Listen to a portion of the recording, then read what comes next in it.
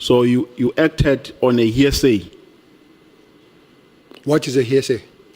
A hearsay is being told that so-and-so said this Told by who? by the person who came to you. Who is that person? You say Mbalula came to you, Natim Tetwa came to you. They said what is their position?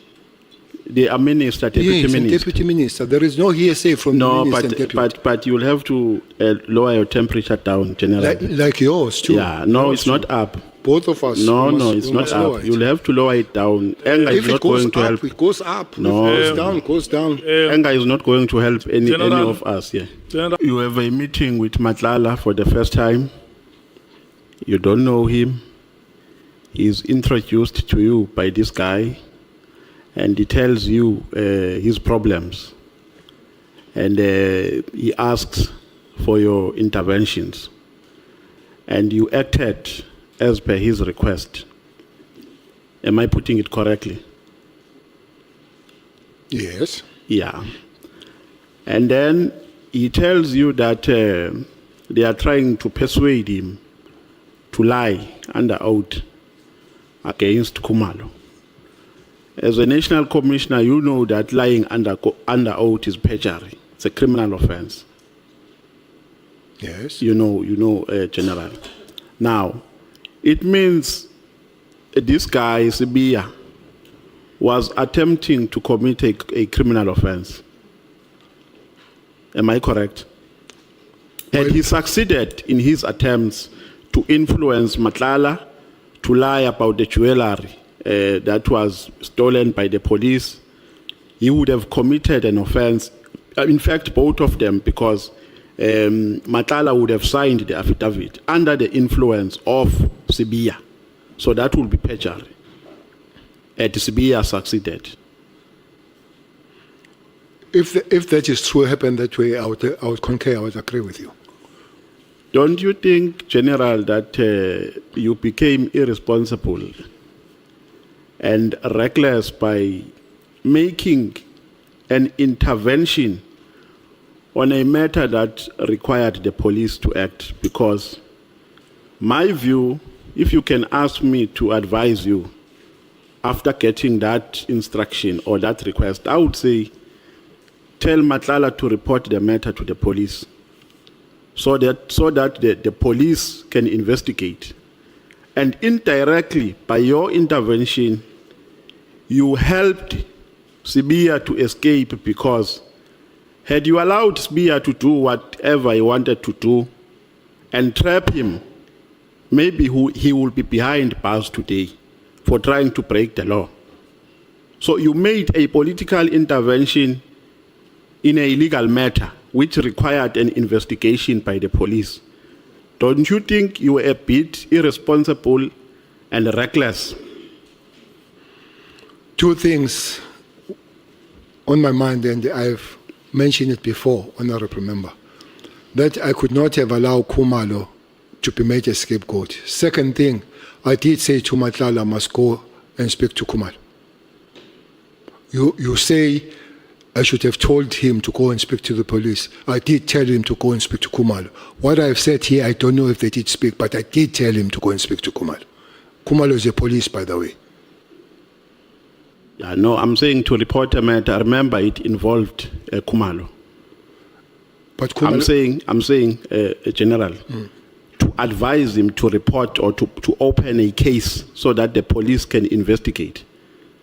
When you tell Khumalo, it involved him. So he couldn't open a case. To say, Matlala, as a former minister of police and as a former national commissioner, I know the law. I think this is the best way we can approach it.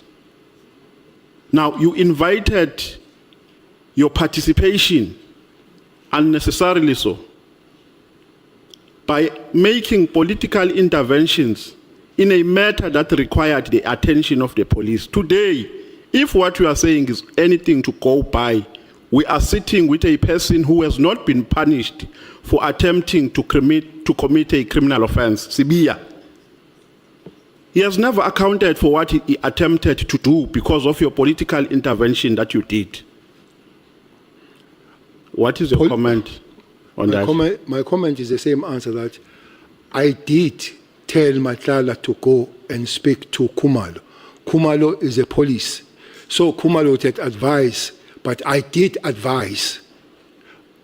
I didn't say that he must go and speak to the magistrate I said go and speak to Khumalo, who is the police. And Khumalo would have then synthesized what to do with that information. But my advice was speak to Khumalo, who happens to be a police, a very senior police. Now, General, after having this meeting with Matlala, the meeting was in December, right? Am I correct? The first meeting? Yeah, was in December. It was in December.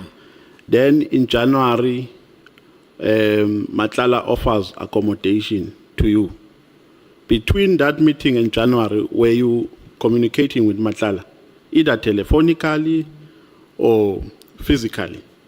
Have you ever met between the first meeting and the date on which you slept in his apartment? Yes, we were communicating, but the communication was coming from Mabonga. These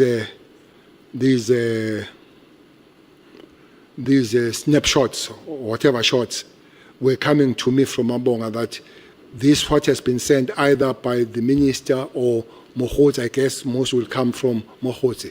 And that the one that will make me even communicate further is the one that I know of Pandey, where I realize that this thing is getting escalated to the level that I need to sit down and discuss it.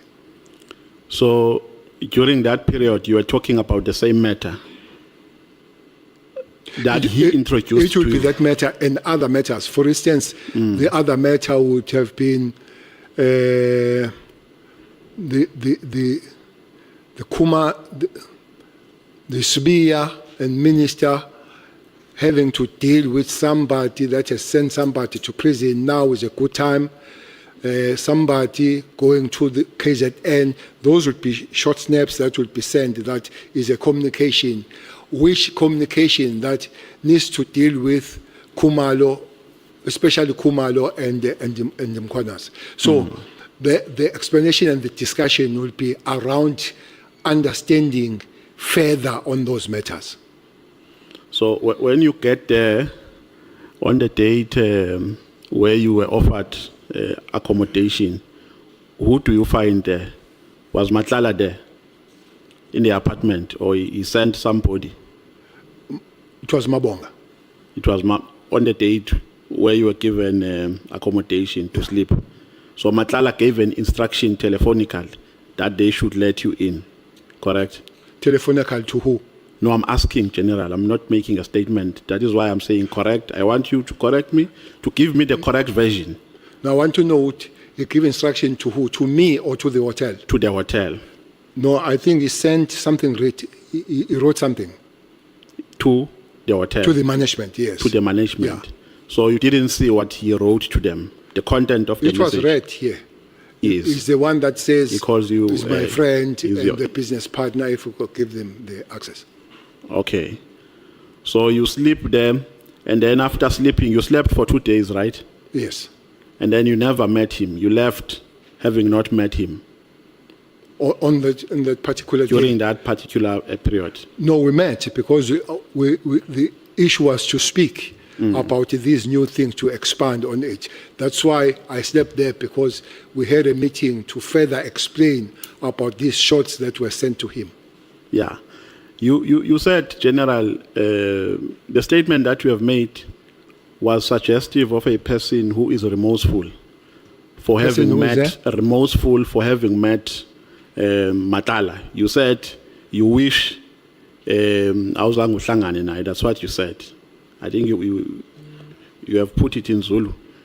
You said you wish that comes late when I know who he is. Yes, yeah, yes. But initially, when he has not been arrested, when he has all these things, a normal person, no, I don't regret that time.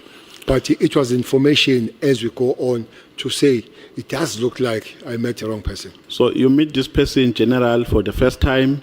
He gives you a delicate instruction which involves operations in the police. After that, he offers you accommodation. But still, you don't make a research of who this person is and what are his intentions. What, So you just, what information, delicate information? The information is about me. no, not about you, General. You said this person told you about many things, that he's being used, that there's influence, that he must write an affidavit and lie about Khumalo. That is delicate. That is sensitive. No, that is first meeting. Yes, Remember, yes. That's exactly what I'm saying. Okay. I'm saying you meet this person, he offers you accommodation. You don't make a research. You didn't offer me the accommodation. Not on the first. same day, General. I'm saying on the next occasion.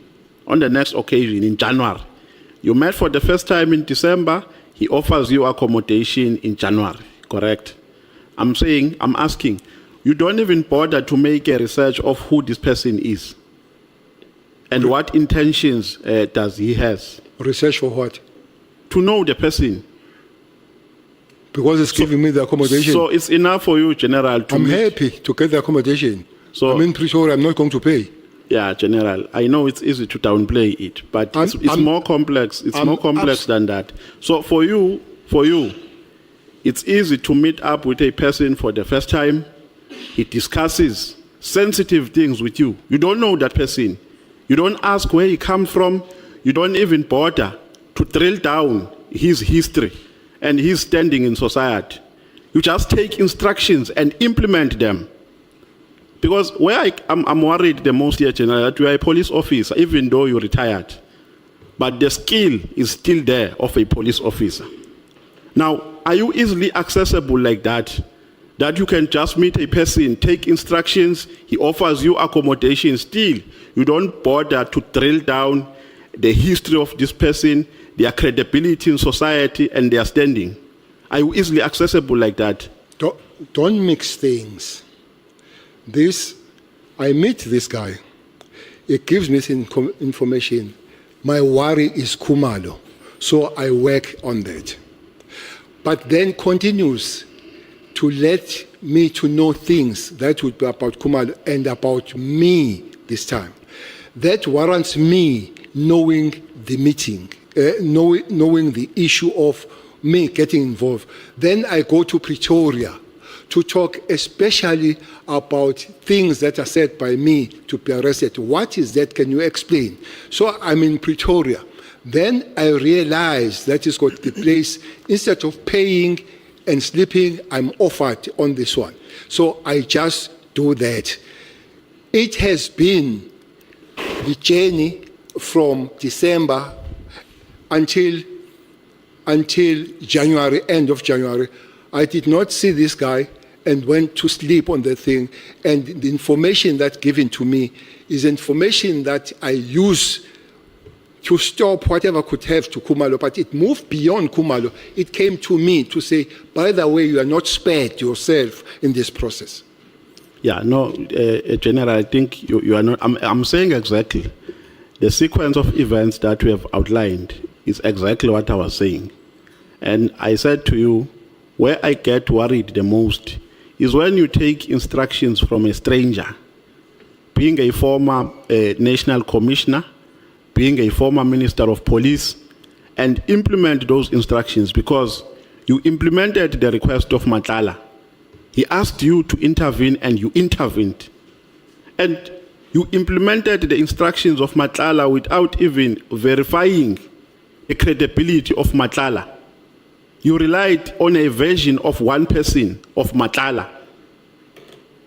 That is what I'm saying. Before we even go to January, when you went to his accommodation. Chairperson, maybe I'm not making you understand well. The angle for me has got nothing to do with the comfort of Matlala. The angle for me here is that Khumalo is in danger of being lured and made to go to court, not for genuine reason, but to make sure that they grind him. And so there where I come from the angle of Khumalo. If Matala benefits for that, good luck for him. But I did not go there and work things on Matala. I went there. Hence, I spoke to Khumalo, and I spoke to Matala to speak to Khumalo, so that Khumalo is not put in this problem of going genuinely to court and only to find that it's going to court to be looted and taken on the other side. So my angle is a safety and protection of Khumalo, honorable member. Yeah, but General, had Matlala not approached you, you were not going to go to Khumalo. You went to Khumalo because Matlala asked you to do so. It didn't ask me to go to Khumalo. It told me about the issues that are going to happen. And then I say it will be better if speak to Khumalo and then this thing doesn't go to court, because it's not a question of going to court, it's a question of Khumalo being sold out. Okay. When President Zuma was the president of South Africa, when you were the national commissioner, did you... Honorable Malema. No, let me understand this. So, Mabonga calls you minister, and then you find Matlala, and then Matlala gives you information about Khumalo. Then you say to Matlala, you have to talk to Khumalo about this information, which is potentially going to damage him or destroy him. Did you, out of that conversation, did you go and talk to Khumalo also, that I came across this kind of information? I did speak to Khumalo. So you called a meeting and met Khumalo? Khumalo and I, we met, two of us. Yes. Yes. And out of that information of Matlala? Yes. Okay. Yes, I did. Can I proceed, Chair? General, when President Zuma was the president of South Africa, you were the national commissioner, right? Did you have access to him, even outside your working hours? Yes, I did. Now, you are saying Balula and the former minister, Natim Tetwa, may his soul rest in peace, came to you to give you an instruction which you never agreed with, that you must get rid of Tau. And you did not implement that. You took Tau from one position to another. Shabalala. And they said, Shabalala, and they said to you, they are acting on President Zuma's instructions. Did you approach President Zuma about that? Did you tell him that Deputy Minister Mbalula and Minister Natim Tetwa have approached me?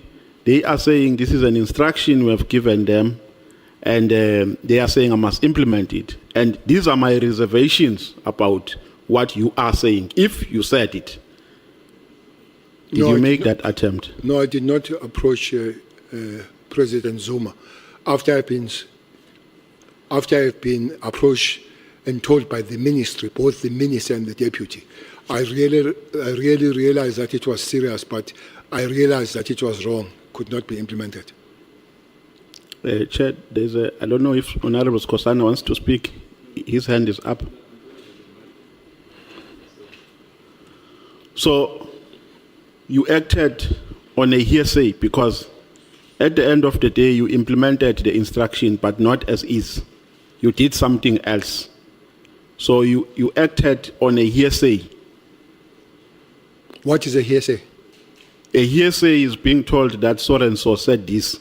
Told by who? By the person who came to you. Who is that person? You say Mbalula came to you, Natim Tetwa came to you. They said... What is their position?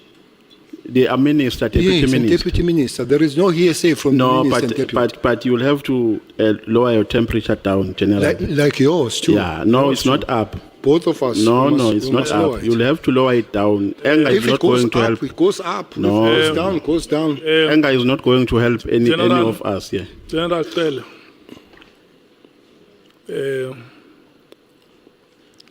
we welcome you here as our guest. Honorable Nomvalo, we have a duty to be hospitable to our guests. So what South Africans want to see between us and our guests is a conducive environment that helps us to resolve the problems that we have. At all times, let's try to avoid altercations between Parliament and the guests that we have invited here. If you can calm your nerves and continue, especially that you come from one province, show us the way. Thank you. Okay. Yeah, so Minister, General, you acted on what you were told is an instruction by Mbalula and Natim Tetwa. You acted on the basis that you were told that it's Zuma's instruction, and you never verified if indeed President Zuma said that. It would be good if you give the titles to Mbalula and Mteto. Yes, Minister Mbalula and Deputy Minister Mbalula and Minister Mteto. Yes. Yes. Not just Mbalula or Mteto somewhere. Yes, I've corrected it. Is a minister, Mteto, Minister of Police. Yes. And the Deputy Minister of Police. They are speaking to the DG of the department that they are sent by the President.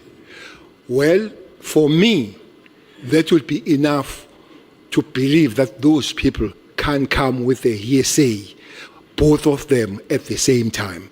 So indeed, as my ministers, and I'm their DG, I had to listen to that. Okay.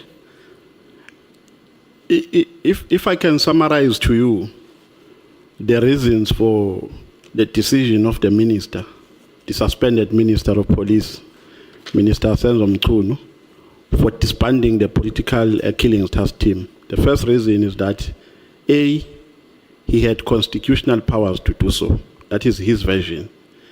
B, he had budgetary concerns. C, he received a number of complaints from members of the public. D, which is the last one, there was a work study which introduced a new organogram, which was signed by the commissioner, by the national commissioner, this year in May. Now, let's go to the third concern of of complaints from members of the public. During your time as a minister, did you ever receive any complaint from members of the public? Yes. Can you disclose the nature of complaints? Can I give you one of the complaints that he highlighted before this committee? He highlighted two complaints. The one has been deliberated on. A complaint from Mary Haas and a complaint from Patricia Mashale. Now, for Patricia Mashale, he attached Facebook posts by Patricia Mashale, in which Patricia Mashale was making accusations about the abuse of money in the secret account of crime intelligence. He was accusing many people, accusing Kumalo, General Kumalo, accusing General Masemula. Did you ever receive a complaint of that nature? No, I have not. But if I had, I would take that information to the IGI for verification. I would not just take it from the Facebook. To start with, Marshall has got nothing to do in understanding and knowing the things of, is doing a criminal activity herself. That he gets that information. But from my side, I would have gone to the IGI rather than taken that from the face value. And there's been the IGI here. On other matters you have raised, Honourable Member, you raised that it was within his constitution. I'm not a constitutional lawyer. No, I'm sorry for interjecting you. I want us to deal with one reason, and then we'll go to the other when we're done with this one. Can you share the nature of complaints that you received? Because you said you also received some complaints. But Chair, the honourable member raises 4 points, but he wants me to deal with one, when he raises them simultaneously. Can he raise them 1 and I respond 1? If he raises 4, I'll respond to 4. Simple. Yes, General. No, Yes. we will go to others. Don't worry. For now, we're dealing with complaints from the members of the public. I want us to deal with that aspect adequately. Then from that one, we'll go to others. I'm not going to deny you an opportunity to give an explanation. With regards to complaints from members of the public, did you ever receive, can you share the nature? Because I want to identify if there are any similarities between the complaints that he received and the complaints that you received. Okay, I'll do that. But Chair, that was not the first point. The first point is that it was within his constitution.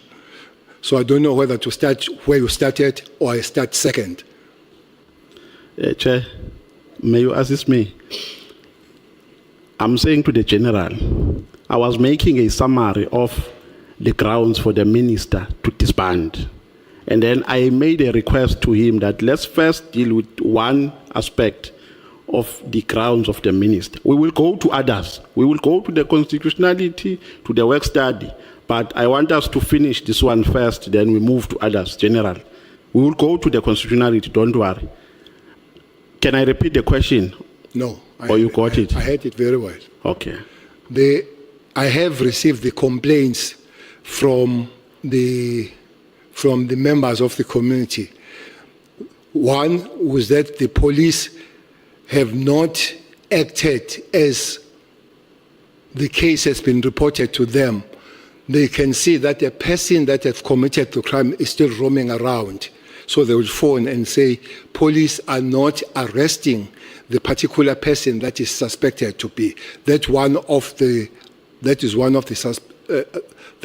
the complaints we have received from the members of public.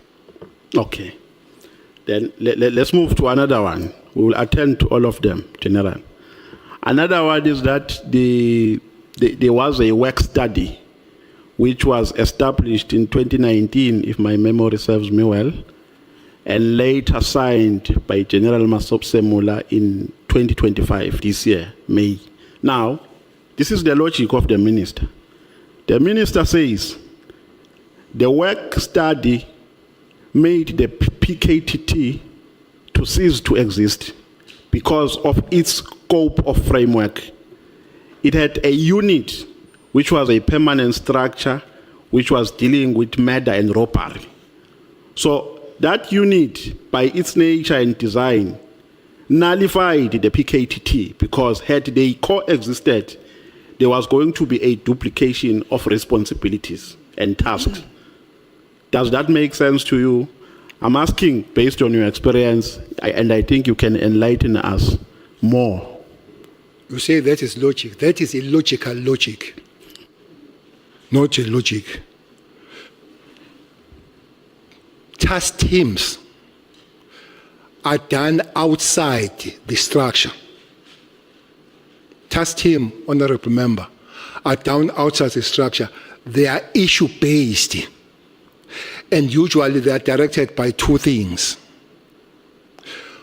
They are directed by time frame and the accomplishment of that particular thing that has happened.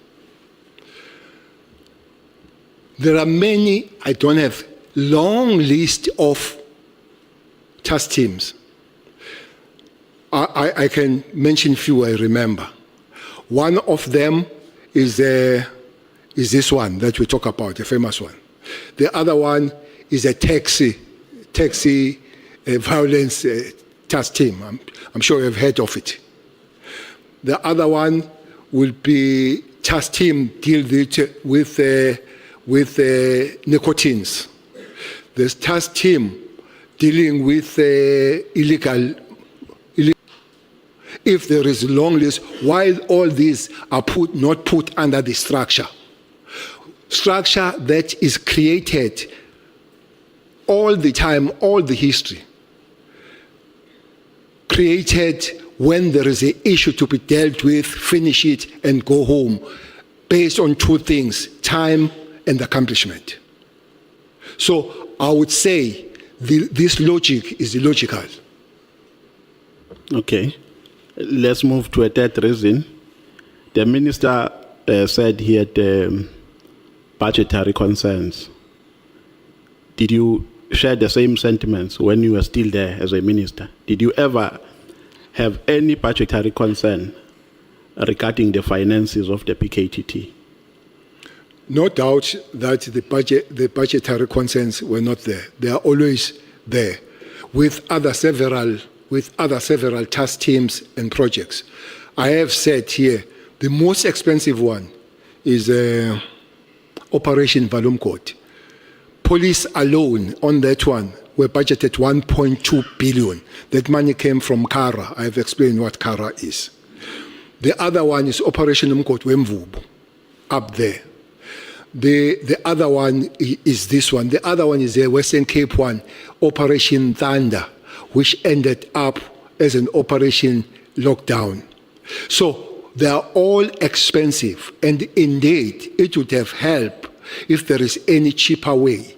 But they are also measured with the life and loss of life. Their mission is to stop people dying and create the stability. Indeed, they pay money for that. At no time, personally, I hope you'll support me on that, that will begin to measure the cost vis-a-vis the loss of life. Okay, now let's move to the last one, General, the one that you have been yearning for, of the Constitution. But I want to put it this way, General. In your view, is establishing and disbanding a task team a policing policy issue or an operational issue, in your understanding? I'm trying to simplify it, General, so that you don't accuse me of asking you questions which require a response of an expert. In your understanding, based on the experience that you have. Is the same question or same roundup on the constitutional matter? It's the same question, but put in a different way. Okay. Can I ask the portion of Constitution? Yes, you can. Well, I'm not a constitutional court, so Yeah. I would not know if the matter is constitutional or not constitutional. That needs to be tested, and there are mechanisms of testing that. It can't just be me, and I guess it can't just be you to say is your constitutional, unless you are advised, legal and constitutional, so to say, here is an advice in my hand. It would have been good for the minister to say, I disband it because I've been constitutionally advised, and here is a constitutional advice from me. So I would not argue things that I do not know, and most of us, we don't know, including the minister on the constitutionality of the matter. Honorable Sangone. Sorry, Chair, I just wanted to get your attention, but maybe when the General finishes, I just wanted to get clarity on that. The second one, Honorable Member, if this is a policy matter, this is a matter called by the President to the ministers. And the ministers call on their operators, which are DGs and all that. So it's both. So if anybody needs to take decision about it, he needs to walk all the path of both policy and operations, since it was taken that way. I have said the way that we have come down, let's use it to go up. It cannot be that it's taken by President to ministers, to DGs, to the team. And when the team goes, you just go to one place and you say, here it is. That would be wrong. What I would not argue here. I would not say is illegal or unlawful. Those that are better placed to say so, they will. But for me, it's unprocedural and wrong. Okay, when the PKTT was established, oh, okay, no, you can come in.